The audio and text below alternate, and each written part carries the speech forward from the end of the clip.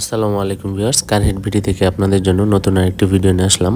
আজ আমরা জানাবো হাইব্রিড ব্যাটারি ফ্যান মোটর যদি ধুলো ময়লায় ভর্তি থাকে তখন কি সমস্যা হয় আর কিভাবে এটা ঠিক রাখতে হয়।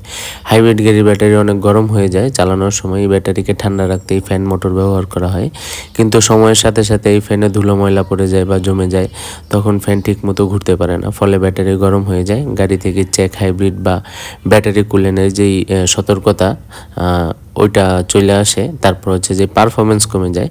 এটার জন্য আপনারা কি ধরনের সমাধান করবেন বা কি করতে পারেন? প্রতি 6 মাস বা বছরে একবার ফ্যান মোটরটা খুলে পরিষ্কার করে নিতে পারেন। এয়ার ইনটেক ভেন্ট বন্ধ না হয়ে যায় এই দিকে খেয়াল রাখতে হবে। সিটের নিচে যে পাশে ফ্যানটা থাকে ওইটা যেন বন্ধ না হয়ে যায়। গাড়িতে যদি সব প্রাণী থাকে বা ঘন লোমওয়ালা কোনো প্রাণী আপনি পালেন, তো ওই ক্ষেত্রে আপনাকে অনেক বেশি এটা পরিষ্কার করতে হবে, কারণ পশুর লোম এটার ভেতরে ঢুকে যায়, যে কারণে ময়লা হয়ে যায়।